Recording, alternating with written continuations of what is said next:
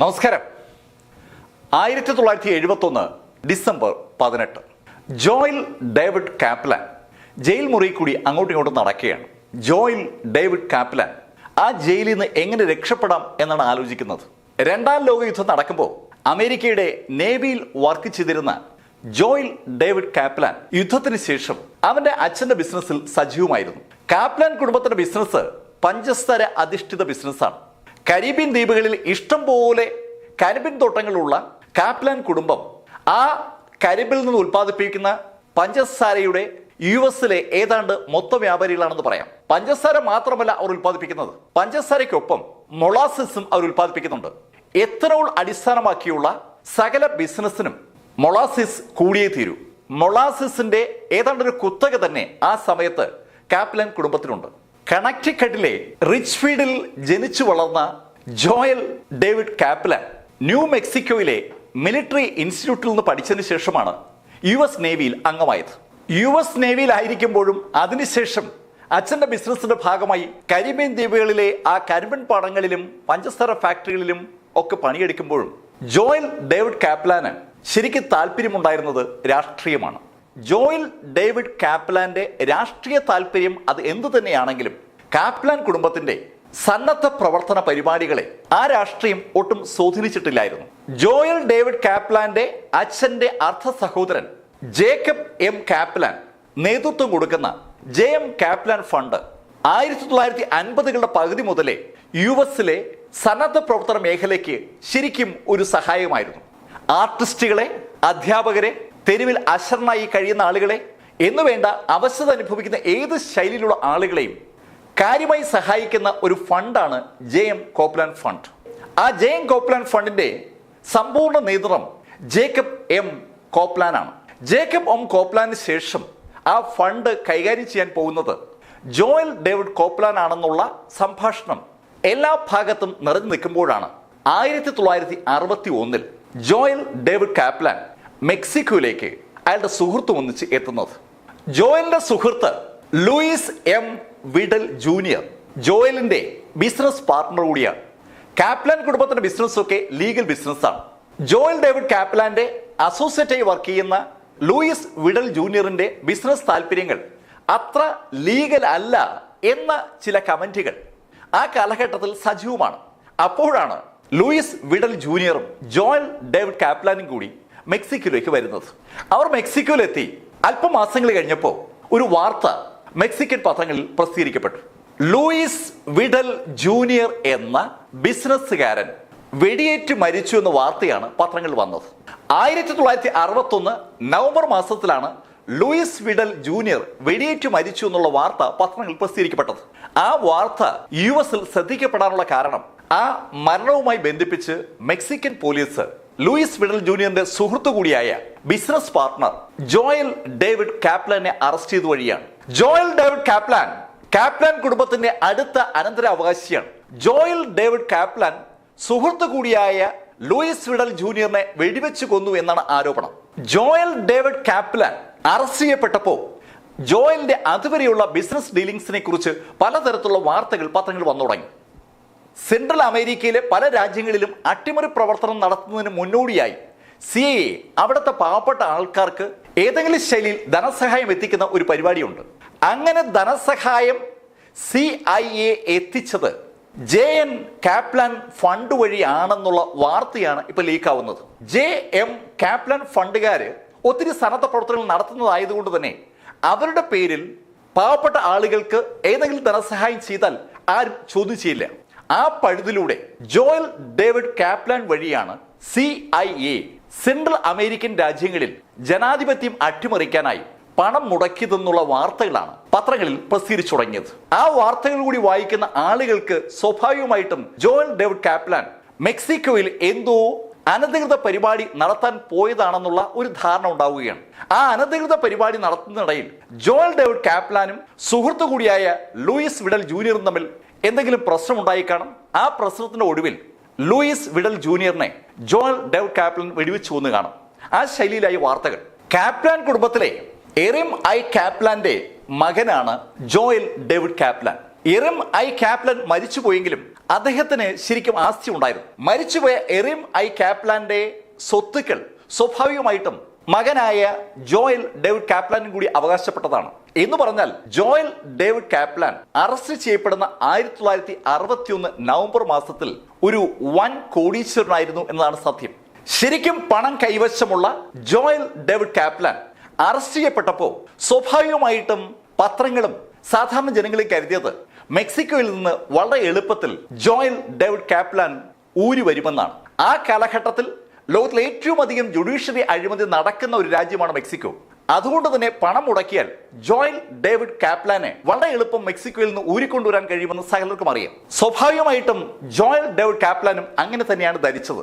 2 വർഷത്തെ വിചാരണ നടക്കുമ്പോൾ ജോയൽ ഡേവിഡ് കാപ്ലാൻ കോടതിയിൽ അക്കാര്യം പറയുകയും ചെയ്തു. താൻ നിരപരാധിയാണെന്ന് ജോയൽ ഡേവിഡ് കാപ്ലാൻ കോടതിയിൽ പറയുന്നത് വെറുതെയല്ല.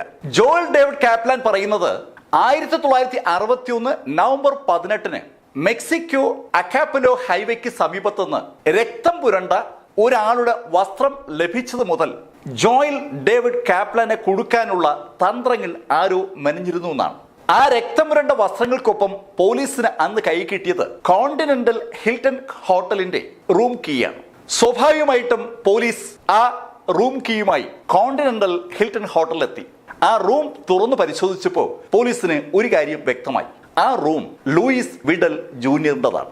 വിഡൽ ജൂനിയറും ജോയൽ കാപ്ലാനുമായി കണക്ഷനുള്ള ഈവ്സെ എസ് പെട്രൂഷനിക്കി എന്ന കോമൺ ഫ്രണ്ടിനെ പോലീസ് പോക്കുകയും അയാളെ ചോദ്യം ചെയ്യുകയും ചെയ്തപ്പോൾ ലൂയിസ് വിഡൽ ജൂനിയറും ജോയൽ ഡേവിഡ് കാപ്ലാനും നല്ല ബന്ധത്തിലല്ലായിരുന്നു എന്നുള്ള ഒരു ഇൻഫർമേഷൻ കിട്ടി. ലൂയിസ് വിഡൽ ജൂനിയറിന്റെ പല പ്രവർത്തനങ്ങളിൽ കാണുമ്പോൾ അവനങ്ങ് തട്ടിക്കളഞ്ഞാൽ എന്ത് എന്ന് വരെ താൻ ആലോചിച്ചിട്ടുണ്ടെന്ന് ജോയൽ ഡേവിഡ് കാപ്ലാൻ ഈ ഈവിസിനോട് പറഞ്ഞു എന്നാണ് ഈവിസ് പോലീസിനോട് പറഞ്ഞത്. പോലീസ് ഈവിസിന്റെ മൊഴിയെടുത്ത് ഒരു ദിവസം കഴിഞ്ഞപ്പോഴാണ് രക്തം പുരണ്ട വസ്ത്രം ലഭിച്ച ആ സ്ഥലത്ത് നിന്ന് ഏകദേശം ഒരു 3 കിലോമീറ്റർ മാറി റോഡ് സൈഡിനടുത്തുള്ള മരങ്ങൾക്കിടയിൽ ഒരു പുതിയ കുഴി പോലീസിന്റെ ശ്രദ്ധയിൽപ്പെട്ടത്. ആ കുഴി തുറന്ന് പരിശോധിച്ച പോലീസിന് ആ കുഴിക്കുള്ളിൽ നിന്ന് ഒരു ഡെഡ് ബോഡി കിട്ടി. ലൂയിസ് വിഡൽ ജൂനിയറിന്റെ തിരോധാനത്തെ കുറിച്ച് അന്വേഷിച്ചുകൊണ്ടിരിക്കുന്ന പോലീസ് ആ ബോഡി കണ്ടതും വിഡലിന്റെ ഭാര്യ തെരേസ വിഡലിനെ അവിടേക്ക് വിളിച്ചു വരുത്തി. ആ ബോഡി കണ്ട മാത്രയിൽ തെരേസ വിഡൽ അവളുടെ ഭർത്താവിന്റെ ബോഡിയാണെന്ന് തിരിച്ചറിഞ്ഞു. മിസസ് വിഡൽ അവളുടെ ഭർത്താവിൻ്റെതാണെന്ന് ചൂണ്ടിക്കാണിച്ച ആ ബോഡിക്ക് ഒറ്റ നോട്ടത്തിൽ ചില കുഴപ്പങ്ങളുണ്ട്.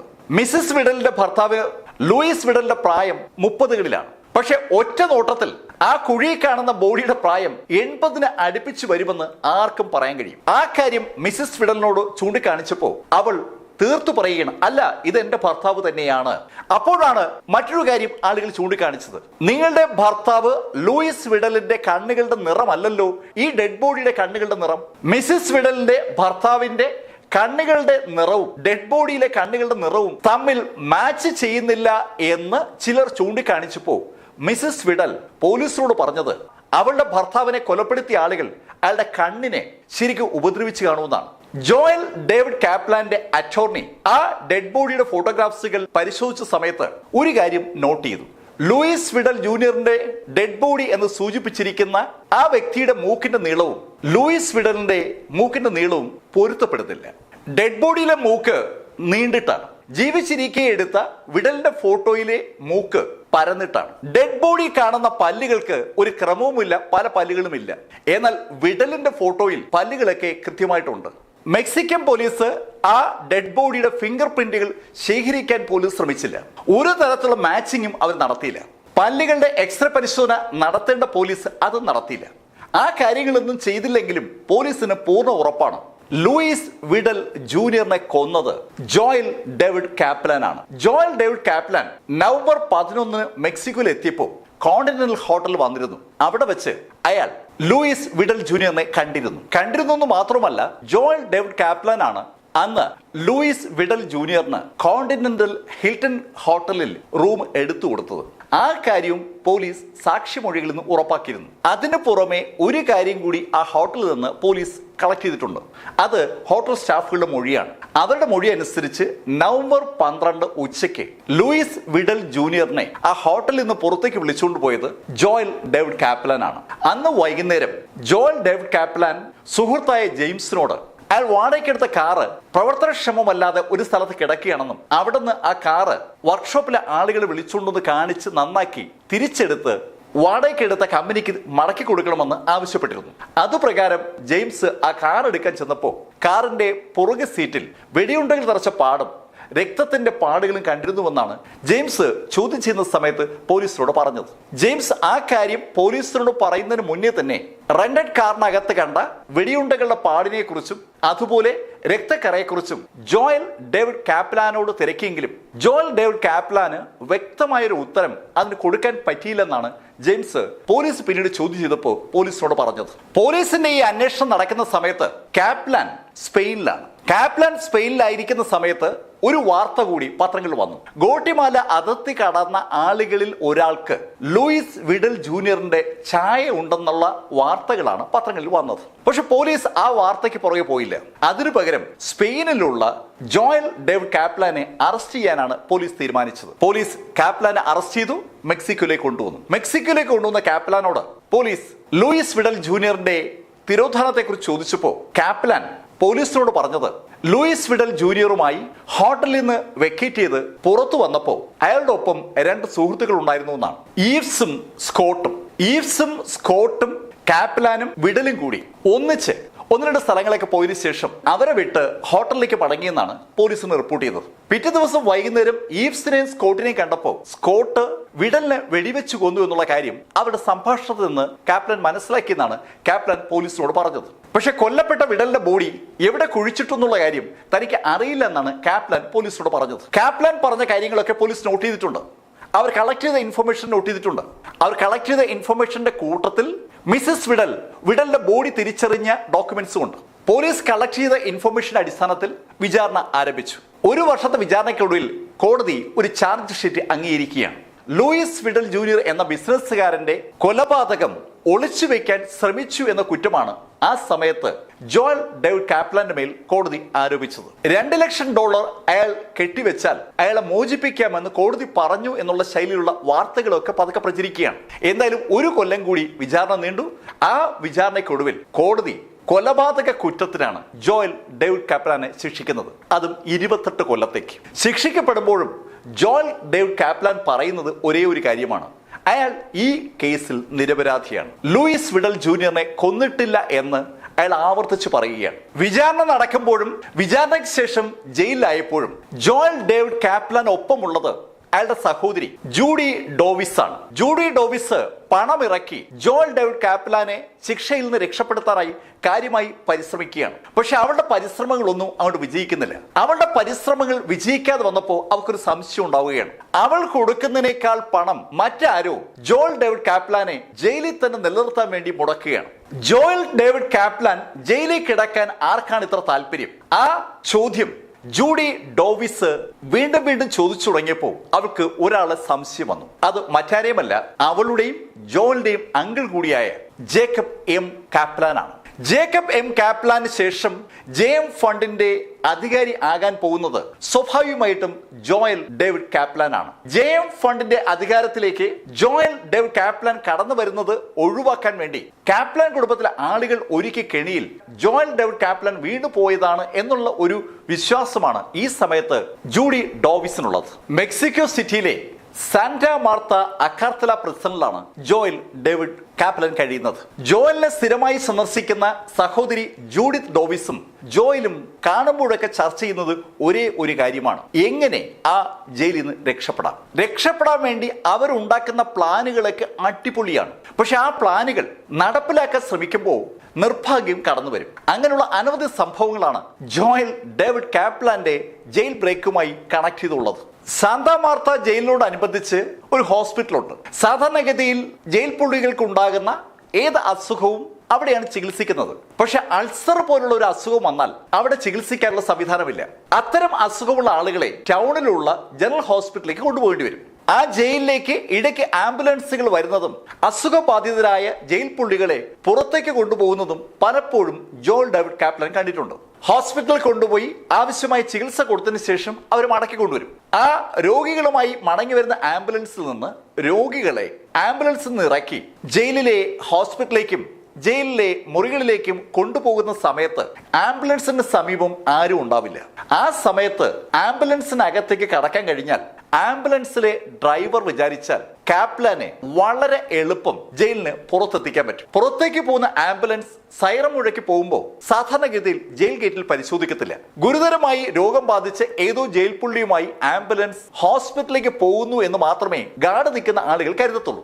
ഹോസ്പിറ്റലിലേക്ക് പോകുന്ന ആംബുലൻസ് തടുക്കാനോ പരിശോധിക്കാനോ ഗാർഡുകൾ സാധാരണ ശ്രമിക്കാറേ ഇല്ല എന്നുള്ള കാര്യവും കാപ്ലാൻ അറിയാം. അത് മനസ്സിൽ വെച്ചുകൊണ്ട് കാപ്ലാൻ ഒരു ദിവസം ഹോസ്പിറ്റലിൽ നിന്ന് ജയിലിലേക്ക് മടങ്ങി വന്ന ആംബുലൻസിന്റെ ഡ്രൈവറെ സമീപിച്ചു. ആംബുലൻസിൽ കൊണ്ടുവന്ന രോഗിയെ ജയിലിലെ ഹോസ്പിറ്റലിലേക്ക് ഷിഫ്റ്റ് ചെയ്തുകൊണ്ടിരിക്കുന്നതിനിടയിൽ ആളുകളൊക്കെ അത് ശ്രദ്ധിക്കുമ്പോഴാണ് ആംബുലൻസ് ഡ്രൈവറുടെ അടുത്ത് കാപ്ലാൻ എത്തിയത്. ആംബുലൻസ് ഡ്രൈവറോട് സംസാരിച്ച് കാപ്ലാൻ അയാൾക്കൊരു വൻ തുകയാണ് ഓഫർ ചെയ്തത്. അപ്പൻഡിസൈറ്റിസിന് അസുഖം വന്ന് ശരിക്കും വേദന കൊണ്ട് പൊളയുന്നത് പോലെ കാപ്ലാൻ അഭിനയിക്കും. പൊളയുന്ന കാപ്ലാനെ ആംബുലൻസിലേക്ക് കയറ്റി ജയിലിന് പുറത്തെത്തിക്കുന്ന ജോലിയാണ് ആ ആംബുലൻസ് ഡ്രൈവർക്കുള്ളത്. ജയിലിന് പുറത്തേക്ക് സൈറൻ ഇട്ട് പാഞ്ഞു പോകുന്ന ആംബുലൻസ് ഹോസ്പിറ്റലിലേക്ക് പോകുന്ന വഴിക്ക് ജയിലിൽ നിന്ന് ഏകദേശം ഒരു 5 കിലോമീറ്റർ മാറി വിജനമായ ഒരു സ്ഥലത്തെത്തുമ്പോൾ ഒരു വാഹനം ആ ആംബുലൻസിനെ തടയും. ജോയലിന്റെ സഹോദരി ജൂഡിത്ത് ഏർപ്പാട് ചെയ്ത ഡെംസെ എന്ന ആളാണ് ആംബുലൻസിനെ ഒരു വാഹനം ഉപയോഗിച്ച് തടയുന്നത്. ആ വാഹനത്തിൽ നിന്ന് ചാടി ഇറങ്ങുന്ന ഡെംസയും കൂടെയുള്ളവരും ചേർന്ന് ആംബുലൻസിന്റെ ഡ്രൈവറെ തോക്കൻ മുനയിൽ നിർത്തി വാഹനത്തിൽ നിന്ന് കാപ്ലാനെ ഇറക്കും. അങ്ങനെ ചെയ്യുമ്പോൾ ആംബുലൻസിൽ നിറക്കുന്ന കാപ്ലാനുമായി അവർ രക്ഷപ്പെടും. ആംബുലൻസ് ഡ്രൈവറെ തോക്കൻ മുനയിൽ നിർത്തി കാപ്ലാനെ ആരെങ്കിലും തട്ടിക്കൊണ്ടു പോയാൽ ഒരു കാരണവശാലും അതിന്റെ പഴി ആംബുലൻസ് ഡ്രൈവറുടെ പുറത്തു വീഴില്ല. ആ കാര്യവും കാപ്ലാൻ ആംബുലൻസ് ഡ്രൈവറോട് പറഞ്ഞു. വളരെ വിദഗ്ധമായൊരു പ്ലാനാണ് കാപ്ലാനും സഹോദരി ജൂഡിത്തും കൂടി ഉണ്ടാക്കിയെടുക്കുന്നത്. ആംബുലൻസ് ഡ്രൈവർക്ക് മാത്രമല്ല, ആംബുലൻസിനൊപ്പമുള്ള ഹോസ്പിറ്റൽ അറ്റൻഡന്റിനും നല്ലൊരു തുക കാപ്ലാൻ ഓഫർ ചെയ്തു. കാര്യങ്ങളൊക്കെ പറഞ്ഞതുപോലെ സുഗമമായി മുന്നോട്ട് പോവുകയാണ്. പറഞ്ഞ സമയത്ത് പറഞ്ഞ സ്ഥലത്ത് ആംബുലൻസ് ഡ്രൈവറെയും കാത്ത് ഹോസ്പിറ്റൽ അറ്റൻഡന്റ് അങ്ങനെ നിൽക്കുകയാണ്. പറഞ്ഞ സമയത്ത് ആംബുലൻസ് ഡ്രൈവർ എത്തിയില്ല. അരമണിക്കൂറായി, 1 മണിക്കൂറായി, 2 മണിക്കൂറായി ആംബുലൻസ് ഡ്രൈവറുടെ പൊടി പോലുമില്ല. അയാൾ ഒരു ബാറിൽ ധൈര്യം കിട്ടാൻ വേണ്ടി കുടിക്കാൻ കയറിയതാണ്. കുടിച്ച് അയാൾ അങ്ങ് ഓഫായി. ഈ സമയത്ത് ജയിലിൽ കാപ്ലാൻ ആംബുലൻസ് ഡ്രൈവർക്ക് വേണ്ടി കാത്തിരിക്കുകയാണ്. അതേ ജയിലിൽ നിന്ന് ഏകദേശം ഒരു 5 കിലോമീറ്റർ മാറി കാനഡക്കാരനായ ഡെംസിയും അയാളുടെ ആളുകളും കാത്തിരിക്കുകയാണ്. പക്ഷേ ജയിലിനകത്ത് നിന്ന് കാപ്ലാനെ കൊണ്ടുവരേണ്ട ആംബുലൻസ് ഡ്രൈവർ അടിച്ച് ഫിറ്റായി ഒരു ബാറിൽ സുഖ ഉറക്കം. അങ്ങനെ ആ പ്ലാൻ പൊളിഞ്ഞു. ആംബുലൻസിൽ രക്ഷപ്പെടാനുള്ള പ്ലാൻ പൊളിഞ്ഞപ്പോൾ ജേക്കബും ജൂഡിത്തും കൂടി അടുത്തൊരു പ്ലാൻ ഉണ്ടാക്കി. അതൊരു 1.5 പ്ലാനാണ്. ജയിലിലെ മുറിക്കുള്ളിൽ അനക്കമില്ലാതെ കിടക്കുന്ന ജോൽ ഡേവിഡ് കാപ്ലാനെ പരിശോധിക്കാൻ എത്തുന്ന ഡോക്ടേഴ്സും കൂടെയുള്ള സംഘവും ജോൽ ഡേവിഡ് കാപ്ലാൻ മരിച്ചതായി വിധി എഴുതും. മരിച്ച ജോൽ ഡേവിഡ് കാപ്ലാനെ അടക്കം ചെയ്യാനായി ശ്മശാനത്തിലേക്ക് കൊണ്ടുപോകുന്ന വഴിക്ക് ജോൽ ഡേവിഡ് കാപ്ലാന്റെ ഡെഡ് ബോഡിക്ക് പകരം മറ്റ് ഡെഡ് ബോഡി വാഹനത്തിലേക്ക് കയറ്റും. ജോൽ ഡേവിഡ് കാപ്ലാൻ മറ്റൊരു പേരിൽ അവിടെ നിന്ന് രക്ഷപ്പെടുകയും ചെയ്യും. അതായിരുന്നു പ്ലാൻ. ആ പ്ലാനിന് വേണ്ടി ഡോക്ടേഴ്സിനെയും ഡോക്ടർമാരുമായി ബന്ധപ്പെട്ട സകല ആളുകളെയും വാഹനത്തെയും ഒത്തിരി ആളുകളെ ബ്രൈബ് ചെയ്യേണ്ടതുണ്ട്. ഒരു വൻ തുകയാണ് അതിനുവേണ്ടി മുടക്കേണ്ടി വരിക. ആ തുകയുടെ വലിപ്പം കൂടിക്കൂടി വന്നപ്പോൾ ജോയൽ ഡേവിഡ് കാപ്ലാൻ തന്നെ ആ പ്ലാൻ വേണ്ടാന്ന് വെച്ചു. ഈ കഥ നടക്കുന്ന സമയത്ത് ജോയൽ ഡേവിഡ് കാപ്ലാന്റെ സഹോദരി ജൂഡിത്ത് താമസിക്കുന്നത് മിയാമിയിലാണ്. മിയാമിയിൽ ഒരുപാട് അണ്ടർവേൾഡ് ആക്ടിവിറ്റീസ് ഒക്കെ ഉള്ള സമയമാണ്. അണ്ടർവേൾഡ് ആക്ടിവിറ്റീസിന്റെ ഭാഗമായ ആളുകളെ ജൂഡിത്ത് കോണ്ടാക്ട് ചെയ്തു. ജയിലിനകത്തേക്ക് ഒരു മിഷൻ ഓപ്പറേഷൻ നടത്തി ജോയൽ ഡേവിഡ് കാപ്ലാനെ രക്ഷിക്കാൻ അണ്ടർവേൾഡിന്റെ സഹായം തേടുകയാണ് ആ സമയത്ത് ജൂഡിത്ത്. CIA വേണ്ടി പല ആക്ടിവിറ്റീസും ഏറ്റെടുക്കുന്ന ജാക്ക് കാർട്ടറെയാണ് ജൂഡിത്ത് പദ്ധതി ഏൽപ്പിച്ചത്. പദ്ധതി ഏറ്റെടുത്ത ജാക്ക് കാർട്ടർ ജൂഡിത്തിന്റെ ജാഗുർ കാറിൽ മിയാമിയിൽ നിന്ന് മെക്സിക്കോയിലേക്ക് തിരിച്ചു. മെക്സിക്കോയിൽ എത്തിക്കഴിഞ്ഞാൽ ജാക്ക് കാർട്ടർ ക്യൂബയിൽ നിന്ന് ചാടി മെക്സിക്കോയിൽ താമസിക്കുന്ന 2 ക്യൂബൻ അഭയാർത്ഥികളുടെ സഹായത്തോടു കൂടി ഒരു പരിപാടി നടപ്പിലാക്കുമെന്നാണ് ജൂഡിത്തിനോട് പറഞ്ഞത്. അവര് ഒരു വലിയ ട്രക്കിൽ ജയിലിലേക്ക് ചെല്ലും. ജയിലിലേക്ക് ആവശ്യമായ ചില സാധനങ്ങൾ കൊണ്ടുപോകുന്ന ട്രക്കുകൾ അവർ നോട്ട് ചെയ്ത് വെച്ചിട്ടുണ്ട്. ആ ശൈലിയിലുള്ള ഒരു ട്രക്കുമായിട്ടാണ് അവർ ജയിലിലേക്ക് ചെല്ലുക. ആ ട്രക്ക് ജയിലിനകത്തെത്തി അല്പസമയം കഴിയുമ്പോൾ ആ ട്രക്കിന്റെ ഒരു ഭാഗം തീപിടിക്കും. ആ സമയത്ത് ജയിലിനകത്തുണ്ടാകുന്ന പുകയ്ക്കിടയിലൂടെ കാപ്ലാൻ ആ ട്രക്കിനകത്തേക്ക് കയറി പറ്റുകയും ട്രക്ക് പുറത്തേക്ക് ഓടിച്ചു പോവുകയും ചെയ്യുമെന്നാണ് ജൂഡിത്തിനോട് ജാക്ക് കാർട്ടർ പറഞ്ഞത്. ശരിക്കും ജയിലിനകത്ത് പുക പടർന്നു നിൽക്കുന്ന സമയത്ത് ട്രക്ക് പുറത്തേക്ക് കടന്നു പോകുമ്പോൾ അതിനകത്തുള്ള കാപ്ലാനെ സെക്യൂരിറ്റി ഗാർഡുകൾ ശ്രദ്ധിക്കില്ല എന്നാണ് ജാക്ക് കാർട്ടർ ജൂഡിത്തിനെ പറഞ്ഞ് ബോധ്യപ്പെടുത്തിയത്. അങ്ങനെ പറഞ്ഞ് ബോധ്യപ്പെടുത്തിയിട്ടാണ് മിയാമിയിൽ നിന്ന് ജാക്ക് കാർട്ടർ ജൂഡിത്തിന്റെ ജാഗർ കാറുമായി മെക്സിക്കോയിലേക്ക് തിരിച്ചത്. സഹോദരനെ രക്ഷിക്കാനായി കാറുമായി മെക്സിക്കോയിലേക്ക് പോയ ജാക്ക് കാർട്ടർ അവളുടെ കാറ് മറിച്ചു വിറ്റു എന്ന വാർത്തയാണ് പിന്നീട് ജൂഡിത്ത് കേൾക്കുന്നത്. ഇതുപോലെ അനവധി ആളുകൾ ജോയൽ ഡേവിഡ് കാപ്ലാനെ ജയിലിൽ നിന്ന് മോചിപ്പിക്കാമെന്ന് പറഞ്ഞ് പല പദ്ധതികളുമായി സമീപിക്കുകയും അവരെ പറ്റിക്കുകയും ചെയ്തിട്ടുണ്ട്. ഒരുപാട് പറ്റിപ്പുകൾക്ക് ജോയൽ ഡേവിഡ് കാപ്ലാനും അയാളുടെ സഹോദരിയും വിധേയമായിക്കൊണ്ടിരിക്കുകയാണ് 1960കളുടെ തുടക്കം മുതൽ അവസാനം വരെ. 60കളുടെ അവസാനമാണ് മിയാമിയിൽ നിന്ന് ജൂഡിത്ത് സോസലിറ്റിലേക്ക് താമസം മാറ്റുന്നത്. അവിടെ വെച്ചാണ് അവർ ലൂയിസ് എന്ന വ്യക്തിയെ പരിചയപ്പെട്ടത്. ലൂയിസിനെ പരിചയപ്പെട്ട ആ സമയത്ത് ജയിലിലെത്തിയ ജൂഡിത്തിനോട് ജോയൽ ഡേവിഡ് കാപ്ലാൻ മറ്റൊരു ഐഡിയ പറഞ്ഞു. ആ ജയിലിലെ വാർഡൻ ജോയലിനെ അവിടെ നിന്ന് രക്ഷപ്പെടുത്താൻ സഹായിക്കാമെന്ന് ജോയലിനോട് പറഞ്ഞുവെന്നാണ് ജോയൽ ജൂഡിത്തിനോട് പറഞ്ഞത്. ആ ജയിലിന്റെ വാർഡന് $10,000 കൊടുത്താൽ ജോയൽ ഡേവിഡ് കാപ്ലാനെ ആരും അറിയാതെ വാർഡന്റെ തന്നെ വാഹനത്തിൽ പുറത്തെത്തിച്ച് രഹസ്യമായി ജോയലിന്റെ സുഹൃത്തുക്കൾക്ക് ജോയലെ ഹാൻഡ് ഓവർ ചെയ്യാമെന്നാണ് ജോയലിനോട് പറഞ്ഞിരിക്കുന്നത്. ആ വിവരമാണ് ജോയൽ ജൂഡിത്തിനോട് പങ്കുവച്ചത്. ജോയൽ ഡേവിഡ് കാപ്ലാനെ ജയിലിന് പുറത്തെത്തിക്കാനുള്ള ചുമതല മാത്രമേ വാർഡനുള്ളൂ. ജോയൽ ഡേവിഡ് കാപ്ലാൻ പുറത്തെത്തിക്കഴിഞ്ഞ് ഏതാനും മണിക്കൂർ കഴിയുമ്പോൾ സ്വാഭാവികമായിട്ട് പോലീസ് വിവരം അറിയും. പോലീസ് ജോയൽ ഡേവിഡ് കാപ്ലാനെ തിരക്കുകയും ചെയ്യും. ആ സമയത്തിനുള്ളിൽ മെക്സിക്കോയിൽ നിന്ന് ജോയൽ ഡേവിഡ് കാപ്ലാൻ രക്ഷപ്പെട്ടിരിക്കണം. അങ്ങനെ രക്ഷപ്പെടേണ്ട ചുമതല ജോയൽ ഡേവിഡ് കാപ്ലാന്റെയാണ്. ജോയൽ ഡേവിഡ് കാപ്ലാനെ അങ്ങനെ മെക്സിക്കോയിൽ നിന്ന് രക്ഷിക്കാൻ പറ്റുന്ന ഒരാളെ തിരക്കാൻ ജൂഡിത്തിനോട് ജോയൽ പറഞ്ഞപ്പോൾ ജൂഡിത്ത് ലൂയിസിന്റെ കാര്യം പറഞ്ഞു. അങ്ങനെ ആ ധാരണയായി. വിവരമറിഞ്ഞ ലൂയിസ് ഒരു 1969 മോഡൽ പോണ്ടിയാക് കാർ വാങ്ങിച്ച് അതിനെ ഒന്ന് മോഡിഫൈ ചെയ്തു. ആ കാറിനെ ഒരു ബുള്ളറ്റ് പ്രൂഫ് കാറാക്കി മാറ്റുകയാണ്. ലൂയിസിന് ആ വാർഡൻ ചിലപ്പോൾ ചതിക്കാൻ സാധ്യതയുണ്ടെന്ന് ഒരു തോന്നലുണ്ടായത് കൊണ്ടാണ് അങ്ങനെ കാറിനെ കൺവേർട്ട് ചെയ്യുന്നത്. ജയിലിൽ നിന്ന് രക്ഷപ്പെടാൻ ശ്രമിക്കുന്ന ജോയൽ ഡേവിഡ് കാപ്ലാന്റെ വാഹനത്തിന് നേരെ വെടിയുതിർക്കാൻ അവസാന നിമിഷം വാർഡൻ ചിലപ്പോൾ ഒരു ശ്രമം നടത്തും. ഒരു ഹീറോ ഇമേജ് സ്വയം ഉണ്ടാക്കാൻ വാർഡൻ അങ്ങനെ തീരുമാനിച്ചാൽ വാർഡൻ അത് ചെയ്യാൻ സാധ്യതയുണ്ട്. അതുകൊണ്ട് വാഹനത്തിന് ആവശ്യമായ പ്രൊട്ടക്ഷൻ ഉണ്ടാക്കുന്നത് നന്നായിരിക്കുമെന്ന് ലൂയിസ് പറഞ്ഞതനുസരിച്ച് ലൂയിസിന് അതിനുവേണ്ട പണവും ജൂഡിത്ത് അറേഞ്ച് ചെയ്ത് കൊടുത്തു. അങ്ങനെ ഒരു $12,000 പരിപാടി പൂർത്തീകരിക്കപ്പെടുകയാണ്. അവരെ കാത്തിരിക്കുകയാണ് വാർഡൻ ജോയൽ ഡേവിഡ് കാപ്ലാനെ പുറത്തെത്തിക്കുന്നതിന് വേണ്ടി. പുറത്തെത്തിക്കാൻ വാർഡൻ തീരുമാനിച്ചിരിക്കുന്ന ദിവസത്തിന് 3 ദിവസം മുമ്പ് തന്നെ വിവരം പറയാമെന്നാണ് വാർഡൻ ജോയലിനോട് പറഞ്ഞിരിക്കുന്നത്. എല്ലാ ദിവസവും അവരിങ്ങനെ കാത്തിരിക്കുകയാണ്. ദിവസങ്ങളും ആഴ്ചകളും മാത്രമല്ല മാസങ്ങളും ഇങ്ങനെ കടന്നു പോവുകയാണ്. ഇതിനിടയിൽ $10,000 വാർഡൻ കൈപ്പറ്റി കഴിഞ്ഞു. $10,000 കൈപ്പറ്റി 4 മാസം കഴിഞ്ഞിട്ടും വാർഡൻ അവിടെ നിന്ന് ജോയലിനെ രക്ഷപ്പെടുത്തുന്നതിനെ കുറിച്ച് ഒന്നുമേ പറയുന്നില്ല. അയാൾ ഒരു ജയിൽ പുള്ളിയുടെ കയ്യിൽ നിന്ന് $10,000 സുഖമായി അടിച്ചു മാറ്റി എന്നതാണ് സത്യം. ഈ ശൈലിയിലുള്ള കബളിപ്പിക്കലുകൾക്ക് ജോയലും ജൂഡിത്തും വീണ്ടും വിധേയരായിക്കൊണ്ടിരിക്കുകയാണ്. അപ്പോഴൊക്കെയും രക്ഷപ്പെടാനുള്ള ആഗ്രഹം ജോയലിന്റെ മനസ്സിൽ കൂടി വരികയാണ്. വാർഡൻ സഹായിക്കില്ല എന്ന് മനസ്സിലാക്കിയതും ജൂഡിത്തും ജോയലും കൂടി അടുത്തൊരു പ്ലാൻ വർക്കൗട്ട് ചെയ്തു. അത് കുറച്ച് രസകരമായ പ്ലാനാണ്. ആ ജയിലിൽ നിന്ന് ഏകദേശം ഒരു 500 മീറ്റർ മാറി ഒരു കോഴി വളർത്തൽ കേന്ദ്രമുണ്ട്, ഒരു ചിക്കൻ ഫാം. ആ ചിക്കൻ ഫാമിന്റെ അകത്ത് നിന്ന് ഒരു ടണൽ കുഴിക്കുക. ആ ടണല് കുഴിച്ചെത്തുന്നത് ജയിലിലേക്കായിരിക്കും. ചിക്കൻ ഫാമിനകത്ത് അനവധി പരിപാടികൾ നടക്കുന്നത് കൊണ്ട് ആളുകളുടെ ശ്രദ്ധ അതിനകത്ത് എന്ത് നടക്കുന്നു എന്നതിലേക്ക് എത്തത്തില്ല. ആ മറവ് ഉപയോഗിച്ചുകൊണ്ട് ജൂഡിത്തുമായി കണക്ട് ചെയ്തിരിക്കുന്ന ആളുകൾ ചിക്കൻ ഫാമിനകത്ത് സാവധാനം കുഴിയെടുത്തു തുടങ്ങി. ശരിക്കും വിദഗ്ധരായ തൊഴിലാളികളെ തന്നെയാണ് ജൂഡിത്ത് അതിനുവേണ്ടി നിയോഗിച്ചത്. വളരെ ഭംഗിയെ അവർ കുഴിച്ചു വരുമ്പോഴാണ് അപ്രതീക്ഷിതമായി ഒരു തടസ്സം ഉണ്ടായത്. ഒരു കൂറ്റൻ കരിങ്കൽ പാറയിൽ അവരുടെ ടണൽ വന്ന് ഇടിക്കുകയാണ്. ആ പാറ തുറക്കണമെങ്കിൽ സ്വാഭാവികമായിട്ടും വൻതോതിലുള്ള സ്ഫോടനം നടത്തണം. ജയിലിന്റെ അടിയിൽ അത്തരമൊരു സ്ഫോടനം ഒരിക്കലും നടത്താൻ കഴിയത്തില്ല. അങ്ങനെ ആ പദ്ധതിയും പാതി വഴിക്ക് ഉപേക്ഷിക്കപ്പെട്ടു. ജയിലിൽ ലൂയിസ് ഡേവിഡ് കാപ്ലാന് കാണാൻ കഴിയുക സഹോദരിയെ മാത്രമാണ്. വേറെ ഒരു സന്ദർശകരെയും ജയിൽ അധികാരികൾ അനുവദിക്കത്തില്ല. ജൂഡിത്ത് US-ലാണ്. എപ്പോഴും ജൂഡിത്തിന് US-ൽ നിന്ന് മെക്സിക്കോയിലെത്തി ജോയൽ ഡേവിഡിനെ കാണാനും പറ്റത്തില്ല. അതിനുള്ള അനുവാദം മെക്സിക്കൻ സർക്കാർ അങ്ങനെ കൊടുക്കത്തുമില്ല.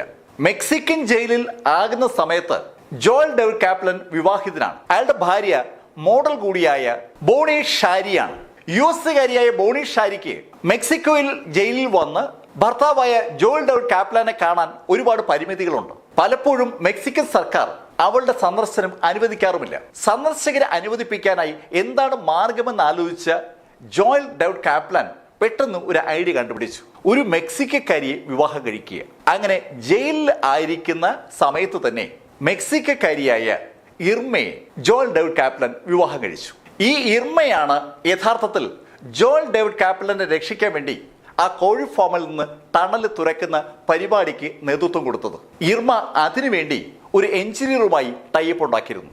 രക്ഷപ്പെടാനുള്ള എല്ലാ മാർഗങ്ങളും അടഞ്ഞടഞ്ഞു വരികയാണ്. ജോയൽ ഡേവിഡ് കാപ്ലാന്റെ ആരോഗ്യസ്ഥിതിയും ഏതാണ്ട് ക്ഷയിച്ചു തുടങ്ങി. ആ കാര്യം അറിയാവുന്ന സഹോദരി ജൂഡിത്ത് ഡോവിസ് ആകെ വിഷമത്തിലാണ്. ശരിക്കും ജൂഡിത്ത് ഡോവിത്ത് സഹോദരനെ രക്ഷിക്കാനായി ആത്മാർത്ഥമായി ആഗ്രഹിക്കുന്നുണ്ട്. അതിനുവേണ്ടി ഏത് അളവ് വരെ പോകാനും ജൂഡിത്ത് ഡോവിസ് തയ്യാറുമാണ്. ജൂഡിത്ത് ഡോവിസിന് എത്രയും പെട്ടെന്ന് സഹോദരനെ പുറത്തിറക്കിയേ പറ്റൂ. അവളുടെ അങ്കിൾ ജെഎം കാപ്ലാൻ ആ ജെഎം ഫണ്ടിന്റെ അധികാരം മക്കളിലേക്ക് ഹാൻഡ് ഓവർ ചെയ്യും മുമ്പ് സഹോദരനെ പുറത്തിറക്കണമെന്നാണ് ജൂഡിത്തിന്റെ ആഗ്രഹം. അവൾ അതിനുവേണ്ടി ആത്മാർത്ഥമായി ആഗ്രഹിക്കുമ്പോഴാണ് അവൾക്ക് പറ്റിയ ഒരു കക്ഷിയെ അവൾ പരിചയപ്പെടുന്നത്. അതാണ് വിക്ടർ എൽസ്വർത്ത് സ്റ്റാർട്ടർ. സ്റ്റാർട്ടർ ഒരു അടിപൊളി കക്ഷിയാണ്. അയാളെ തന്നെ അയാളെ സ്വയം പരിചയപ്പെടുത്തുക, ഞാൻ നിയമാനുസൃതം കള്ളക്കടത്ത് നടത്തുന്ന ഒരു സാധാരണ മനുഷ്യനാണ്. നിയമാനുസരണം കള്ളക്കടത്ത് നടത്തുന്ന വ്യക്തി, അതൊരു വലത്ത തലക്കെട്ടാണല്ലേ. അത്തരം ഒരു തലക്കെട്ട് സ്വയം ഇട്ടിരിക്കുന്ന വ്യക്തിയാണ് ഈ സ്റ്റാർട്ടർ. ഈ സ്റ്റാർട്ടറെ യുഎസിന്റെ നർക്കോട്ടിക് വിഭാഗം കാര്യമായി നോട്ടമിട്ടിട്ടുള്ളതുമാണ്. സ്റ്റാർട്ടർ പറയുന്നത് അയാൾ ഒരു നല്ല മനുഷ്യനാണെന്നാണ്. ഡ്രഗ്സ് ആവശ്യമുള്ള ഒരുപാട് ആളുകൾ യുഎസിലുണ്ട്. അവർക്ക് ആവശ്യമായ ഡ്രഗ്സ് എത്തിച്ചു കൊടുക്കുന്ന നിരുപദ്രവകരമായ ഒരു കാര്യം മാത്രമാണ് അയാൾ ചെയ്യുന്നത്. ശരിക്കും നിരുപദ്രവകരമായ ഈ കാര്യം ആളുകൾക്ക് ഗുണമുള്ളതാണ്. പക്ഷെ അധികാരികൾ പറയുക ഇത് സ്മഗ്ലിംഗ് ആണെന്നാണ്. അതിന് മാത്രമാണ് സ്റ്റാർട്ടർക്ക് അധികാരികളുമായി ഒബ്ജക്ഷൻ ഉള്ളത്. ജൂഡിത്ത് ഡോവിസ് അവളുടെ സഹോദരന്റെ കഥ സ്റ്റാർട്ടറോട് പറഞ്ഞപ്പോൾ സ്റ്റാർട്ടർക്ക് ആ കഥയിൽ താല്പര്യമുണ്ടായി. നിരപരാധിയായ ജോയൽ ഡേവിഡ് കാപ്ലാൻ കഴിഞ്ഞ 10 വർഷമായി മെക്സിക്കൻ ജയിലിൽ തടവിലാണ്. നിരപരാധിയായ ജോയൽ ഡേവിഡ് കാപ്ലാനെ ആ തടവിൽ നിന്ന് മോചിപ്പിക്കാൻ യഥാർത്ഥത്തിൽ ശ്രമം നടത്തേണ്ടത് യുഎസ് സർക്കാരാണ്. ആ യുഎസ് സർക്കാർ അതിന് ശ്രമിക്കാത്തതിൽ കഥ കേട്ടപ്പോൾ സ്റ്റാർട്ടർക്ക് തന്നെ ദേഷ്യം വരികയാണ്. സ്റ്റാർട്ടർ ജൂഡിത്തിനോട് അവളുടെ ഉദ്യമത്തിൽ സഹകരിക്കാമെന്ന് സമ്മതിച്ചു. സ്റ്റാർട്ടർ ജൂഡിത്തിന്റെ ആവശ്യപ്രകാരം കാപ്ലാനെ ജയിലിൽ നിന്ന് മോചിപ്പിക്കാനായി പല പരിപാടികളും പ്ലാൻ ചെയ്തെങ്കിലും ഒന്നും അങ്ങോട്ട് വർക്കൗട്ട് ആവുന്നില്ല. പക്ഷെ അപ്പോ ഒരു പ്രശ്നം ഉണ്ടായി. കാപ്ലാൻ ശരിക്കും സീരിയസ് ആയ ഒരു അസുഖത്തിന് അടിമപ്പെട്ട് വരികയാണ്. കഴിഞ്ഞ 10 വർഷമായി ജയിലിൽ നിന്ന് രക്ഷപ്പെടാനായി നിരന്തരം പരിശ്രമിച്ചുകൊണ്ടിരിക്കുന്ന കാപ്ലാന് അത് നടക്കുന്നില്ല എന്ന് കണ്ടപ്പോൾ ഉണ്ടായ നിരാശ മദ്യപാനത്തിലേക്ക് എത്തിച്ചിരിക്കുകയാണ്. പല ശൈലിയിൽ കള്ളക്കടത്തായി ആ മെക്സിക്കൻ ജയിലിൽ മദ്യം എത്തും. ആ മദ്യം ഇഷ്ടം പോലെ വാങ്ങിച്ചു കുടിക്കുന്ന കാപ്ലാൻ സാവധാനം ലിവർ സിറോസിസ് അസുഖത്തിലേക്ക് കടക്കുകയാണ്. സ്റ്റാർട്ടർ എന്തെങ്കിലും ചെയ്യേണ്ട സമയം ആയിരിക്കുന്നു. സ്റ്റാർട്ടർ എത്രയും പെട്ടെന്ന് കാപ്ലാനെ ജയിലിൽ നിന്ന് പുറത്തെത്തിച്ചില്ലെങ്കിൽ കാപ്ലാൻ ഉറപ്പായും ജയിലിൽ നിന്ന് പുറത്തു വരും. അത് ഒരു ബോക്സിലായിരിക്കും, ഡെഡ് ബോഡി ആയിട്ട്. അക്കാര്യം ഏതാണ്ട് തീർപ്പായിരിക്കുകയാണ്. ഒരു മേക്കപ്പ് ആർട്ടിസ്റ്റിന്റെ സഹായത്താൽ ലിവർ സിറോസിസ് അസുഖം ബാധിച്ച് ജയിലിലെ ആശുപത്രിയിലേക്ക് മാറുന്ന കാപ്ലാനെ രക്ഷപ്പെടുത്താനുള്ള ഒരു പ്ലാനാണ് ആദ്യം സ്റ്റാർട്ടർ ഉണ്ടാക്കിയത്. കൃത്രിമ വിഗൊക്കെ പിടിപ്പിച്ച് ജയിൽ അധികാരികൾക്ക് തിരിച്ചറിയാൻ കഴിയാത്ത ശൈലിയിൽ ആശുപത്രി കിടക്കയിൽ നിന്ന് കാപ്ലാനെ മോചിപ്പിക്കാനുള്ള പ്ലാൻ വർക്കൗട്ട് ആകുമെന്ന ഘട്ടമായപ്പോൾ ആ ഐഡിയ ചോർന്നു. അതിന്റെ ഫലമായി തലയിൽ ഒരു മുടിയും ഇല്ലാത്ത ആളുകളെ ഒഴിച്ച് മുഴുവൻ ആളുകളെയും ജയിൽ അധികാരികൾ ഗേറ്റിൽ വിശദമായ പരിശോധനയ്ക്ക് വിധേയമാക്കി തുടങ്ങി. വിഗ് വെച്ച് രക്ഷപ്പെടാന്നുള്ള പരിപാടി അവിടെ പൊളിഞ്ഞു. ഈ സമയത്താണ് ലോകത്ത് അതുവരെ ആരും ഉപയോഗിക്കാതിരുന്ന ഒരു ഐഡിയ സ്റ്റാർട്ടർ മുന്നോട്ട് വയ്ക്കുന്നത്. ജയിലിനുള്ളിൽ നിന്ന് ഹെലികോപ്റ്ററിൽ കാപ്ലാനെ രക്ഷിക്കുന്ന ഒരു പദ്ധതിയെക്കുറിച്ചാണ് സ്റ്റാർട്ടർ കാപ്ലാനുമായി ചർച്ച ചെയ്തത്. വ്യോമിംഗിലെ കാസ്പർ എന്ന സ്ഥലത്ത് യുറേനിയം മൈനിങ്ങുമായി ബന്ധപ്പെട്ട് വർക്ക് ചെയ്യുന്ന കമ്പനികളുണ്ട്. അത്തരത്തിലുള്ള ഒരു കമ്പനിയാണ് നട്രോണ സർവീസസ് ലിമിറ്റഡ്. അവരുടെ കയ്യിൽ നിന്ന് $25,000 മുടക്കി ഒരു ഹെലികോപ്റ്റർ സ്റ്റാർട്ടർ വാങ്ങി. സ്റ്റാർട്ടർ വ്യോമിംഗിൽ നിന്ന് ആ ഹെലികോപ്റ്റർ പറത്തി കൊണ്ടുവന്നത് ടെക്സാസിലെ ഹൂസ്റ്റണിലാണ്. അവിടെ എത്തിച്ച ആ ബെൽ ഹെലികോപ്റ്ററിലെ അത്യാവശ്യമല്ലാത്ത എല്ലാ സാധനങ്ങളും സ്റ്റാർട്ടർ അഴിച്ചുമാറ്റി. അതിന്റെ കാരണം മെക്സിക്കോ സിറ്റിയാണ്. മെക്സിക്കോ സിറ്റി സമുദ്രനിരപ്പിൽ നിന്ന് 7200 അടി മുകളിലാണ്. ആ ഭാഗത്ത് ഒരു ഹെലികോപ്റ്റർ പറത്തുമ്പോൾ ഒരുപാട് ഭാരമുണ്ടായിരുന്നാൽ പറത്താൻ ബുദ്ധിമുട്ടാകുമെന്ന് സ്റ്റാർട്ടർക്ക് തോന്നിയതുകൊണ്ടാണ് സ്റ്റാർട്ടർ ആവശ്യമില്ലാത്ത എല്ലാ സംഭവങ്ങളും ആ ഹെലികോപ്റ്ററിൽ നിന്ന് അഴിച്ചു മാറ്റിയത്. സമുദ്രനിരപ്പിൽ നിന്ന് 7200 അടി മുകളിലുള്ള മെക്സിക്കോ സിറ്റിയിൽ സ്വാഭാവികമായിട്ടും വായു കുറവായിരിക്കും. ആ സാഹചര്യത്തിൽ ഒരു ഹെലികോപ്റ്റർ പറത്തുന്നത് ലേശം റിസ്ക് ആണ്. അത്യാവശ്യമില്ലാത്ത സംവിധാനങ്ങളൊക്കെ ഇളക്കി മാറ്റിയതിനു ശേഷം സ്റ്റാർട്ടർ ആ ഹെലികോപ്റ്ററിനെ നീല പെയിന്റ് അടിക്കുകയാണ്. മെക്സിക്കോയുടെ അറ്റോർണി ജനറൽ ജൂലിയസ് സാഞ്ചസ് വർഗാസിന്റെ ഹെലികോപ്റ്ററിന്റെ അതേ ശൈലിയിൽ അതേ നിറത്തിലാണ് സ്റ്റാർട്ടർ ആ ഹെലികോപ്റ്ററിന്റെ നിറം മാറ്റിയത്. സ്റ്റാർട്ടർ ഈ കാര്യങ്ങളൊക്കെ ചെയ്യുമ്പോൾ ജയിലിലുള്ള കാപ്ലാൻ ഒരു ഡിമാൻഡ് കൂടി മുന്നോട്ട് വയ്ക്കുകയാണ്. അയാൾക്കൊപ്പമുള്ള സഹ തടവുകാരനായ ആന്റോണിയോ കോൺട്രീസ് കാസ്ട്രോ കൂടി ജയിലിൽ നിന്ന് രക്ഷപ്പെടുത്തണം. അയാളൊരു വെനസ്വേലിയക്കാരനാണ്, കള്ളനോട്ട് അടിക്കുന്നതിൽ ഒരു വിദഗ്ധനാണ്. കാപ്ലന്റെ ആവശ്യപ്രകാരം സ്റ്റാർട്ടർ അത് സമ്മതിച്ചു. ഹെലികോപ്റ്റർ സ്വന്തമായി പറത്താമെന്നാണ് ആദ്യം സ്റ്റാർട്ടർ കരുതിയത്. പക്ഷെ അവസാനം അയാൾ ഒരാളെ കൂടി സഹായത്തിന് വിളിച്ചു. വിയറ്റ്നാം യുദ്ധത്തിലേക്ക് പങ്കെടുത്തിട്ടുള്ള റോജർ ഹെഷ്ണറാണ് ആ പുതിയ പൈലറ്റ്. 1971 ഓഗസ്റ്റ് 17 അന്ന് ജോയൽ ഡേവിഡ് കാപ്ലാനെ കാണാൻ അയാളുടെ മെക്സിക്കക്കാരിയായ ഭാര്യ ഇർമയും ഇർമയുടെ സുഹൃത്ത് കോട്ടനും എത്തി. ഇർമയുടെ സുഹൃത്ത് കോട്ടൻ കാപ്ലാനോട് അടുത്ത 3 ദിവസത്തിനുള്ളിൽ കാപ്ലാനെ ജയിലിൽ നിന്ന് രക്ഷപ്പെടുത്തുമെന്ന് ഉറപ്പുകൊടുത്തു. എല്ലാ ദിവസവും വൈകുന്നേരം 6:30 കാപ്ലാൻ ജയിലിലെ ബാസ്കറ്റ്ബോൾ കോർട്ടിന് അടുത്തുകൂടി നടക്കുന്ന സമയത്ത് അയാളുടെ കയ്യിൽ ഒരു ന്യൂസ് പേപ്പർ ഉണ്ടാകണം. ന്യൂസ് പേപ്പറുമായി ബാസ്കറ്റ്ബോൾ കോർട്ടിന് അടുത്തുകൂടി നടക്കുന്ന ആളിന് സമീപത്തായി ഹെലികോപ്റ്റർ ലാൻഡ് ചെയ്യുമെന്നും ആ ഹെലികോപ്റ്ററിൽ കയറി കാപ്ലന് രക്ഷപ്പെടാമെന്നാണ് കോട്ടൺ കാപ്ലനോട് പറഞ്ഞത്. ഈ സമയത്ത് ടെക്സാസിലെ മാക് അലൻ എയർപോർട്ടിൽ നിന്ന് ആ ഹെലികോപ്റ്റർ പറന്നു പോങ്ങി. അതിന് ലക്ഷ്യം മെക്സിക്കോയാണ്. 17 രാവിലെ ടെക്സാസിൽ നിന്ന് പറന്നു പോങ്ങിയ ആ ഹെലികോപ്റ്റർ പല സ്ഥലത്തും സ്റ്റോപ്പ് ചെയ്താണ് മെക്സിക്കോയിൽ എത്തുന്നത്. മെക്സിക്കോയിൽ ആ ഹെലികോപ്റ്റർ എത്തുമ്പോഴേക്കും ആഗസ്റ്റ് 18 വൈകുന്നേരമായി. ഭാഗ്യം ഇപ്രാവശ്യം കാപ്ലനൊപ്പമാണ്. 2 വർഷത്തിന് ശേഷം ആദ്യമായിട്ട് ജയിൽ പുള്ളികൾക്ക് വേണ്ടി ഒരു സിനിമ പ്രദർശിപ്പിക്കാനായി അധികാരികൾ തീരുമാനിച്ച ദിവസമാണ് August 18. The altar of blood എന്ന സിനിമയാണ് ആ സമയത്ത് ജയിൽ പുള്ളികൾക്ക് വേണ്ടി ജയിലിൽ പ്രദർശിപ്പിച്ചുകൊണ്ടിരുന്നത്. കാസ്ട്രോയും കാപ്ലാനും ഒഴികെയുള്ള എല്ലാ ജയിൽ പുള്ളികളും 5 ഗാർഡുമാരൊഴികെയുള്ള ബാക്കി ഗാർഡുകളും ആ സിനിമയിൽ അങ്ങനെ മുഴുകി നിൽക്കുകയാണ്. കാസ്ട്രോയും കാപ്ലാനും ബാസ്കറ്റ്ബോൾ കോർട്ടിന് അടുത്തുകൂടി സാവധാനം നടക്കുകയാണ്. ഈ മിഷന് നേതൃത്വം കൊടുക്കുന്ന സ്റ്റാർട്ടർക്ക് ഒരു കാര്യം അറിയാം. അയാളുടെ കയ്യിലുള്ളത് ആകെ 30 സെക്കൻഡ് സമയമാണ്. ഹെലികോപ്റ്റർ ആ ജയിലിന്റെ മുകളിലേക്ക് വരുമ്പോൾ ആദ്യത്തെ 10 സെക്കൻഡ് ഗാർഡുകൾ അന്തം വിട്ട് ആ ഹെലികോപ്റ്ററിൽ നോക്കും. ആ സമയത്താണ് ഹെലികോപ്റ്റർ ലാൻഡ് ചെയ്യേണ്ടത്. അടുത്ത 10 സെക്കൻഡിനുള്ളിൽ കാസ്ട്രോയും കാപ്ലനും ഹെലികോപ്റ്ററിനകത്തേക്ക് കയറണം. അത് കഴിഞ്ഞുള്ള 10 സെക്കൻഡ് കൊണ്ട് ഹെലികോപ്റ്റർ ജയിലിൽ നിന്ന് പുറത്തേക്ക് നീങ്ങുകയും വേണം. ഈ 30 സെക്കൻഡിൽ ഏറ്റവും നിർണായകമായ സമയം എന്ന് പറയുന്നത് നടുക്കുള്ള 10 സെക്കൻഡാണ്. സ്റ്റാർട്ടർ റോജർ ഹെഷ്ണർക്ക് വ്യക്തമായ നിർദ്ദേശം കൊടുത്തിട്ടുണ്ട്. ജയിലിന് മുകളിൽ എത്തുന്ന ഹെലികോപ്റ്റർ ജയിലിനകത്ത് വെയിറ്റ് ചെയ്യേണ്ടത് പരമാവധി 10 സെക്കൻഡാണ്. ആ സമയം കഴിയുമ്പോൾ കാസ്ട്രോയും കാപ്ലനും ഹെലികോപ്റ്ററിൽ കയറിയാലും ഇല്ലെങ്കിലും ഹെലികോപ്റ്റർ അവിടുന്ന് പറന്നു പോങ്ങിയിരിക്കണം. ഒരു കാരണവശാലും 10 സെക്കൻഡിൽ കൂടുതൽ ഹെലികോപ്റ്റർ അവിടെ നിൽക്കാൻ പാടില്ല. ഹെലികോപ്റ്റർ പറന്നു പോങ്ങി അടുത്ത 10 സെക്കൻഡ് വരെയും ഹെലികോപ്റ്റർ ജയിലിലെ ഗണ്ണുകളുടെ റേഞ്ചിനുള്ളിലായിരിക്കും. ആ സമയത്തിനുള്ളിൽ കാര്യം മനസ്സിലായാൽ ഗാർഡുകൾ ഹെലികോപ്റ്റർ വെടിവെച്ചിടും. സമയം ശരിക്കും നിർണായകമായ ഒരു ഓപ്പറേഷനാണ്. ഒരു സെക്കൻഡ് പോലും അധികം എടുക്കാൻ പറ്റില്ല. അക്കാര്യം റോജർ ഹാഷ്നറോട് വളരെ വ്യക്തമായി സ്റ്റാർട്ടർ ബോധ്യപ്പെടുത്തിയിട്ടുണ്ട്. 1971 ഓഗസ്റ്റ് 18 വൈകുന്നേരം 6 മണി കഴിഞ്ഞ് 35 കാസ്ട്രോയും കാപ്ലാനും നടക്കുകയാണ്. കാപ്ലാന്റെ ഒരു കയ്യിൽ ന്യൂസ് പേപ്പർ ഉണ്ട്. ബാക്കിയുള്ള തടവുപുള്ളികളും ജയിലിലെ ഗാർഡുകളൊക്കെ സിനിമയിൽ അങ്ങനെ മുഴുകി നിൽക്കുമ്പോൾ നീല നിറത്തിലുള്ള ബെൽ ഹെലികോപ്റ്റർ ജയിലിന് മുകളിലേക്ക് വന്നു. ആ ഹെലികോപ്റ്റർ കൃത്യം 6 മണി കഴിഞ്ഞ് 35 ആയപ്പോൾ ആ ബാസ്കറ്റ്ബോൾ കോർട്ടിലേക്ക് സാവധാനം താന്നു. അനധികൃതമായി ഒരു ഹെലികോപ്റ്റർ ജയിലിനുള്ളിലേക്ക് വരുമ്പോൾ സ്വാഭാവികമായിട്ടും ജയിലിന്റെ സംരക്ഷണ ചുമതലയുള്ള ഗാർഡുകൾ ഹെലികോപ്റ്റർ നേരെ നിറയൊഴിക്കേണ്ടതാണ്. നിറയൊഴിക്കുന്നതിന് പകരം ആ ജയിലിലെ ഗാർഡുകൾ ആ ഹെലികോപ്റ്റർ കണ്ടപ്പോൾ ഒന്ന് സല്യൂട്ട് ചെയ്തു. ആ ഹെലികോപ്റ്ററിന്റെ നീല നിറമാണ് അവരെ കൊണ്ട് സല്യൂട്ട് ചെയ്യിപ്പിച്ചത്. ആ ഹെലികോപ്റ്റർ ഒറ്റ നോട്ടത്തിൽ കണ്ടാൽ മെക്സിക്കോയുടെ അറ്റോർണി ജനറൽ ജൂലിയോ സാഞ്ചസ് വാർഗസിൻ്റെതാണെന്നേ പറയും. അതുകൊണ്ടാണ് ആ ഹെലികോപ്റ്റർ ലാൻഡ് ചെയ്യുന്ന സമയത്ത് ഗാർഡുകൾ ഹെലികോപ്റ്റർ നോക്കി സല്യൂട്ട് ചെയ്തത്. ഹെലികോപ്റ്റർ ലാൻഡ് ചെയ്യുമ്പോൾ അത് കണ്ട ഗാർഡുകളൊക്കെ അതിനെ സല്യൂട്ട് ചെയ്ത് നിൽക്കുന്ന ആ നിമിഷത്തിൽ 44 വയസ്സുള്ള ജോയൽ ഡേവിഡ് കാപ്ലാനും 36 വയസ്സുള്ള കാസ്ട്രോയും ഹെലികോപ്റ്റർ നേരെ ഓടി. ഗാർഡുകൾ നിൽക്കുന്നതിന് മറുഭാഗത്താണ് ആ സമയത്ത് കാസ്ട്രോയും അതുപോലെ കാപ്ലാനും ഉണ്ടായിരുന്നത്. അവർ ഹെലികോപ്റ്ററിനകത്തേക്ക് ഓടി കയറിയത് യഥാർത്ഥത്തിൽ ഗാർഡുകളുടെ ശ്രദ്ധയിൽപ്പെട്ടതുമില്ല. ഹെലികോപ്റ്ററിനകത്തേക്ക് കാസ്ട്രോയും കാപ്ലാനും ഓടിക്കേറിയ ആ നിമിഷത്തിൽ തന്നെ റോജർ ഹെഷ്ണർ ഹെലികോപ്റ്റർ മുകളിലേക്ക് പറത്താൻ തുടങ്ങി.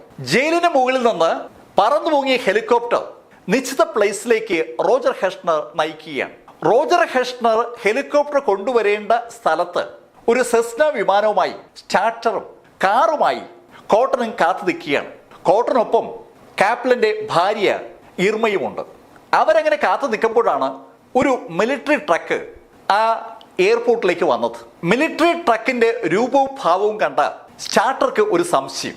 ആ മിലിറ്ററി ട്രക്കിന് സമീപത്ത് എവിടെയെങ്കിലുമാണ് ഹെലികോപ്റ്റർ ലാൻഡ് ചെയ്യുന്നതെങ്കിൽ സ്വാഭാവികമായിട്ടും ഹെലികോപ്റ്ററിൽ നിന്ന് ഇറങ്ങി വരുന്ന തടവ് പുള്ളികളുടെ വേഷം ആ മിലിറ്ററി ട്രക്കിലിരിക്കുന്ന ഉദ്യോഗസ്ഥരുടെ ശ്രദ്ധയിൽപ്പെടാനുള്ള സാധ്യതയുണ്ട്. എന്താ ഇപ്പൊ ചെയ്യേണ്ടതെന്ന് അവർ ആലോചിക്കുമ്പോഴേക്കും ആകാശത്ത് ആ ഹെലികോപ്റ്റർ പ്രത്യക്ഷപ്പെട്ടു. ആ ഹെലികോപ്റ്റർ ലാൻഡ് ചെയ്യാനായി റൺവേയിലേക്ക് താഴ്ന്നു വരുമ്പോൾ പെട്ടെന്ന് സെസ്ന വിമാനത്തിന്റെ ലൈറ്റുകൾ തെളിയിച്ച് സ്റ്റാർട്ടർ ഒരു സിഗ്നൽ കൊടുക്കുകയാണ്. സ്റ്റാർട്ടർ കാണിക്കുന്നത് മനസ്സിലാക്കിയ തൊട്ടു പുറകിലുള്ള കാടിലെ കാറിലെ കോട്ടനും ലൈറ്റ് തെളിച്ചു. ശക്തമായ പ്രകാശം അണയുകയും കത്തുകയും ചെയ്യുന്നത് ആവർത്തിച്ചപ്പോൾ ഹെലികോപ്റ്റർ പറത്തുന്ന റോജറിന്റെ ശ്രദ്ധയിൽ അത് പെട്ടു. റോജർ ഹെലികോപ്റ്റർ സെസ്ന വിമാനത്തിന് സമീപത്തായി കൊണ്ടുവന്നിറക്കി. മിലിറ്ററി ട്രക്കിലിരിക്കുന്ന ഉദ്യോഗസ്ഥർക്ക് ഹെലികോപ്റ്ററിൽ നിന്ന് ഇറങ്ങുന്ന ആളുകളെ കാണാൻ പറ്റാത്ത ശൈലിയിലാണ് റോജർ ആ ഹെലികോപ്റ്റർ കൊണ്ടുവന്ന് ലാൻഡ് ചെയ്തത്. റോജറുടെ ഹെലികോപ്റ്ററിൽ താഴെ ഇറങ്ങിയ കാപ്ലാൻ സ്റ്റാർട്ടറുടെ സെസ്ന വിമാനത്തിലേക്ക് ഓടിക്കയറാൻ ശ്രമിക്കുന്ന കണ്ടപ്പോൾ കാസ്ട്രോയും കൂടെ ഓടിച്ചെന്നു. കാപ്ലാന്റെ തൊട്ടുപുറകെ ഓടി വരുന്ന കാസ്ട്രോയെ തടുത്ത സ്റ്റാർട്ടർ കാസ്ട്രോയെ തൊട്ടു പുറകിലുള്ള കാഡിലക് വാഹനത്തിലേക്ക് കയറ്റി. ആ സെസ്ന വിമാനം അവിടെ നിന്ന് പോയത് ലാ പെസ്കോയിലേക്കാണ്. ലാ പെസ്കോ എയർപോർട്ട് ടെക്സാസിന് സമീപമുള്ള ഒരു എയർപോർട്ടാണ്. ഈ സമയത്ത് മറ്റൊരു പ്ലെയിനിൽ കാസ്ട്രോ ഗോട്ടിമാലയിലേക്ക് പറന്നു. സ്റ്റാർട്ടറും കപ്ലാനും വിമാനം ഒന്ന് ചേഞ്ച് ചെയ്ത് പുതിയൊരു വിമാനത്തിൽ ബ്രൗൺസ്വില്ലേക്ക് നേരെ പറക്കുകയാണ്. ബ്രൗൺസ്വില്ലെ കഴിഞ്ഞാൽ US ആണ്. ആ ഭാഗത്തെത്തിയതും അവർ റേഡിയോയിലൂടെ അവരുടെ രണ്ടുപേരുടെ ഐഡന്റിറ്റി മറുഭാഗത്തുള്ള ഉദ്യോഗസ്ഥർ ധരിപ്പിച്ചു. ലാൻഡ് ചെയ്യാനുള്ള പെർമിഷൻ ചോദിച്ചപ്പോൾ അവർക്ക് പെർമിഷൻ കിട്ടുകയും ചെയ്തു. അവരുടെ വിമാനം ലാൻഡ് ചെയ്തതും ഉദ്യോഗസ്ഥർ അവരുടെ വിമാനത്തിന് സമീപമെത്തി. സ്റ്റാർട്ടറുടെ ഐഡന്റിറ്റി സ്റ്റാർട്ടർ കൃത്യമായി നേരത്തെ പറഞ്ഞതുകൊണ്ട് നർക്കോട്ടിക്സ് വിഭാഗത്തിലെ ആളുകളാണ് ആദ്യം എത്തിയത്. നേരത്തെ നർക്കോട്ടിക്സുമായി ബന്ധപ്പെട്ട് സ്റ്റാർട്ടർ ശിക്ഷിക്കപ്പെട്ടിട്ടുള്ളതുകൊണ്ട് അയാളുടെ വിമാനം പൂർണ്ണമായും പരിശോധനയ്ക്ക് വിധേയമാക്കി. എവിടെയെങ്കിലും ഒരു തരിമ്പ് ഡ്രഗ്സ് എങ്കിലും ഉണ്ടോ എന്നാണ് നർക്കോട്ടിക്സ് വിഭാഗത്തിലെ ആളുകൾ പരിശോധിച്ചത്. പരിശോധന കഴിഞ്ഞപ്പോൾ അവർ വീണ്ടും പറന്നു. ടെക്സാസിലെ സാൻ ആന്റോണിയ എയർപോർട്ടിലേക്കാണ് വീണ്ടും അവർ പറന്നത്. ഇതേ സമയത്ത് റോജർ ഹെഷ്ണർ മറ്റൊരു ദിശയിലൂടെ ബോർഡർ കടക്കുകയും ചെയ്തു. ഈ സമയമായപ്പോൾ വിവരം ജയിലധികാരികൾ അറിഞ്ഞു കഴിഞ്ഞു. സ്വാഭാവികമായിട്ടും ജയിലിൽ വൻ പരിശോധന ആരംഭിച്ചു. ജയിലിനെ പൂർണ്ണമായും ആയുധധാരികളായ കമാൻഡോസ് വളഞ്ഞു. അവിടെയുള്ള മുഴുവൻ സ്റ്റാഫുകളും അറസ്റ്റ് ചെയ്യപ്പെട്ടു. മുഴുവൻ പേരെയും ചോദ്യം ചെയ്യാൻ തുടങ്ങി. അതേ സമയത്ത് തന്നെ കാപ്ലാന്റെ മെക്സിക്കക്കാരിയായ ഭാര്യ ഇർമയും അറസ്റ്റ് ചെയ്യപ്പെട്ടു. ഇർമയും ഇർമയുടെ സുഹൃത്തുക്കളും ഒക്കെ അറസ്റ്റ് ചെയ്യപ്പെട്ടു. സകലരും ചോദ്യം ചെയ്തെങ്കിലും കേസ് എടുക്കാൻ പറ്റുന്ന ഒരു സാഹചര്യമല്ല ഉള്ളതെന്നാണ് മെക്സിക്കൻ പോലീസ് കണ്ടെത്തിയത്. മെക്സിക്കോയിലെ അന്നത്തെ നിയമം അനുസരിച്ച് ഒരാൾ ജയിൽ ചാടുമ്പോൾ ഏതെങ്കിലും ശൈലിയിൽ ജയിലിന് നഷ്ടം വരുത്തുകയോ ഏതെങ്കിലും ശൈലിയിലുള്ള അക്രമം നടത്തുകയോ ചെയ്താൽ മാത്രമേ കേസെടുക്കാനുള്ള വകുപ്പുള്ളൂ. ഇവിടെ ആ ഹെലികോപ്റ്റർ ഇറങ്ങി ആ ജയിൽ പുള്ളികളുമായി പുറത്തുപോയ കർമ്മം നടക്കുമ്പോൾ അവിടെ ഒരാൾ പോലും മുറിവേൽക്കപ്പെടുകയോ ഒരാൾ പോലും ഉപദ്രവിക്കപ്പെടുകയോ ചെയ്തിട്ടില്ല. ഒരാളെയും ഉപദ്രവിക്കാതെ ഒരു വെടിയുണ്ട പോലും ഉതിർക്കാതെ കാപ്ലാനും കൂടെയുള്ള ഒരു സഹതടവുകാരനും രക്ഷപ്പെട്ടിരിക്കുകയാണ്. അവർ രണ്ടുപേരും രക്ഷപ്പെട്ടത് വാസ്തവമാണെങ്കിലും ആ രക്ഷപ്പെടലിന് ഇടയിൽ ഒരു തരത്തിലുള്ള അക്രമവും നടക്കാത്തത് കൊണ്ട് കേസെടുക്കാനുള്ള വകുപ്പില്ല എന്ന നിലയിലേക്ക് മെക്സിക്കൻ പോലീസ് എത്തിയിരിക്കുകയാണ്. മെക്സിക്കോയിലെ ജയിൽ ചാട്ടത്തിന്റെ പേരിൽ കാപ്ലാന്റെ പേരിലും കാസ്ട്രോ പേരിലും മെക്സിക്കോയിൽ കേസില്ലാതെ വന്നപ്പോൾ അടുത്ത ആളുകളുടെ ശ്രദ്ധ തിരിഞ്ഞത് US-ലേക്കാണ്. US-നെ സംബന്ധിച്ചിടത്തോളം മെക്സിക്കോയിൽ കേസില്ലാത്തതുകൊണ്ട് US കാപ്ലാന്റെ പേരിലോ സ്റ്റാർട്ടറുടെ പേരിലോ കാസ്ട്രോയുടെ പേരിലോ അതുപോലെ ഹെഷ്ണറുടെ പേരിലോ കേസെടുക്കാനും തുനിഞ്ഞില്ല.